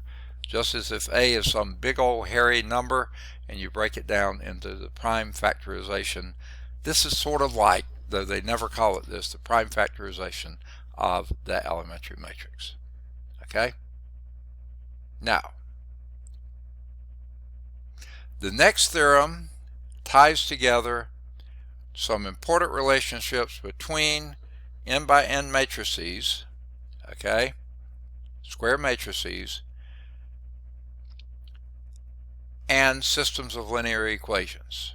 Okay, so this is sort of conjoining what we did in chapter 1 with what we're doing in chapter 2. Okay, so maybe this is worth writing down because we're going to see this over and over again. All right, to clear this? I'm clearing. Okay. So, what we have here is A is a square matrix, n by n. Now, that's all they tell us so far. If A is an n by n matrix, then the following statements are all equivalent. Now, this doesn't mean that all square matrices are, but if n by n is a square matrix, A is a square matrix, and A is invertible, okay? If that's a statement, now I'm going to give a corresponding statement to that, okay? This means the same thing. This isn't number 2. It means the same thing.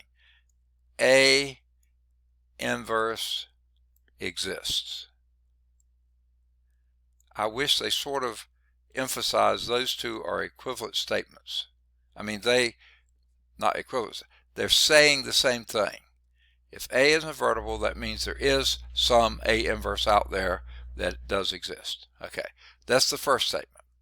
Now, if that's true, then this statement's also true. That A multiplied by some variable vector is equal to some other constant vector B, okay? If this is true that A is invertible, then this implies that this is a unique solution. I don't want to write all this. I think what I'm going to do is type it. My typing's slow, but it's not as slow as my writing. Before I do that, let me erase first. Okay. Okay.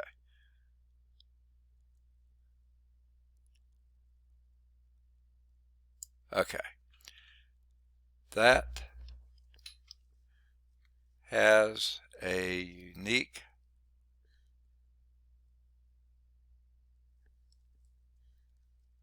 solution for every n. Now that's a time sign, not an x. N by 1 column matrix or vector, however you want to call it, B. Okay. And that B should have a line over it. Okay. Okay. And I'll draw a line over it. Okay.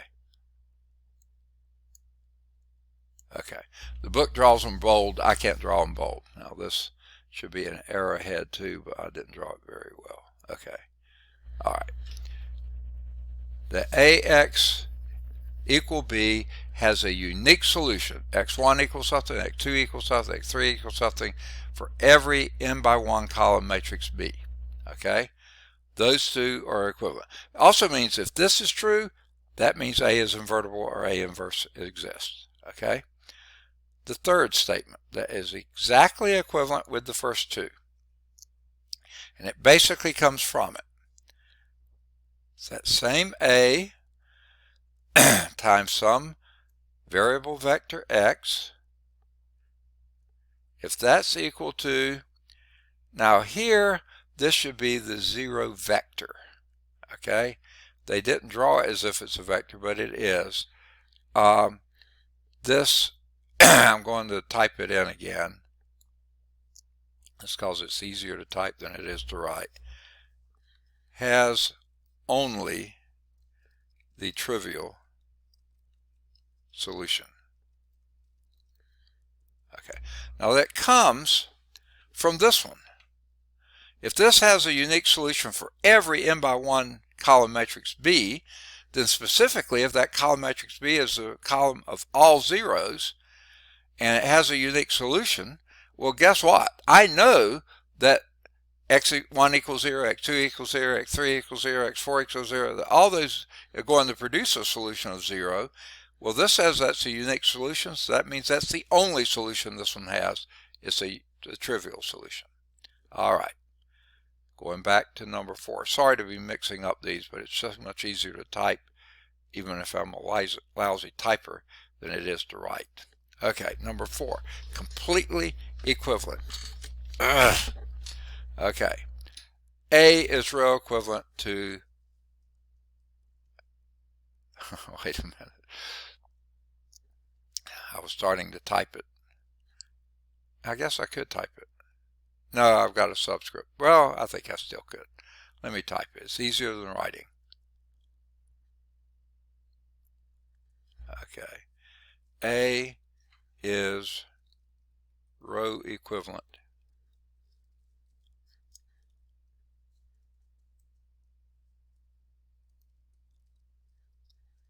to I sub n. Now, I can't do a sub, but that's what it means, I sub n. That's an equivalent statement. Okay? A is row equivalent to I sub n. In other words, you can row reduce A, and you're going to get the identity matrix of that same n by n size. Okay? Now, I'm going to type the whole next one there, because no reason to do the 5 if I can type it. Okay, number 5. A can be written as the product of elementary matrices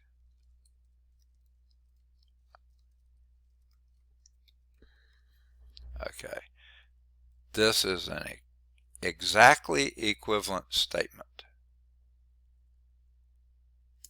Okay, A can be written as a product of elementary matrices. If any one of these things is true, if A is an invertible matrix, meaning the A inverse exists, you can write A as a product of elementary matrices, like we just did. Or if this is true, then A is row equivalent to I sub n. Yeah, we just showed that. That means A times any variable vector x is going to produce a unique solution for any column vector you have. If that column vector is B, every different column vector B will have a different solution, a single unique solution. If that column vector B is a 0 vector of the right size, then the only answer is going to be the trivial solution. Okay, all 5 of those are completely interchangeable. All right, now that leaves us 3 minutes to do the LU factorization. I promise you we can't. So let's begin next time with LU factorization, top of page 2.4. Okay, that's where we'll begin.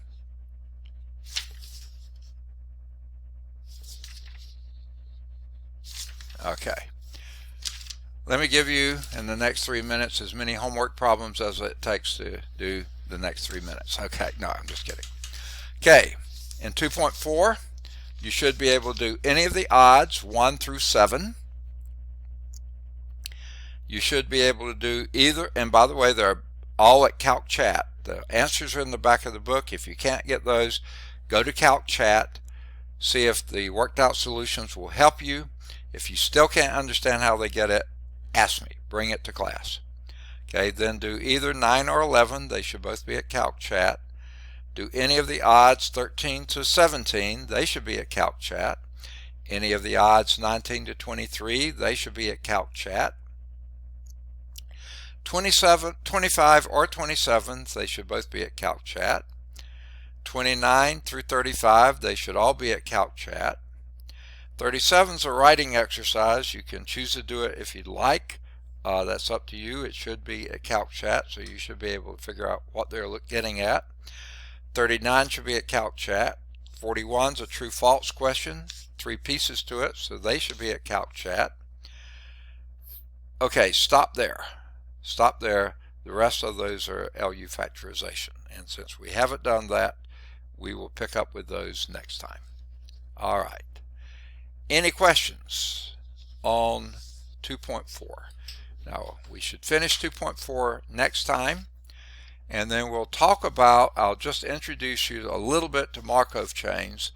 I am not a big fan of them. They probably have some very good uses and stuff, but I've never found them at all interesting whatsoever. Then, but Markov would still be a good paper topic if you want to write on him. Then some more applications. Markov chains is one. More applications of matrix operations. One is cryptography, and this is pretty interesting. So if you want to, we'll just sort of glance through those. Not going to do them, and you're not required to.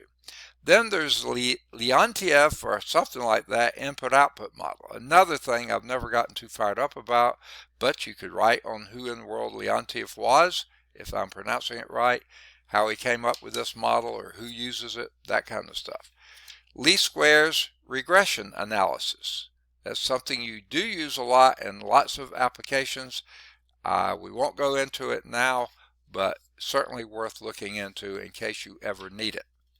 Okay, and that's going to be all. So really nothing in 2.5 or 2.6 is going to be on your test. So when we finish 2.4 next time, I'll try to have your test ready, and after class I'll post it out there on Blackboard. Okay, so that means if you haven't gotten in your first test yet, a good idea to get that in, because I hate for you to have 2 tests out. So any questions? Anything we've done so far today or earlier in chapter 2? All right. If not, yeah, question? No, sir. All right. Then I'm going to stop sharing because I'm tired of sharing. Okay. And after stopping sharing, we will end the recording, and I'll end it for everybody. So take care. We'll see you on Thursday. And more than likely, I'll have the second test ready for you when we finish class on Thursday. Okay? Yes, sir. That way you'll have something to do this weekend and won't be bored to tears. Okay. All right. Take care. We'll see you Thursday.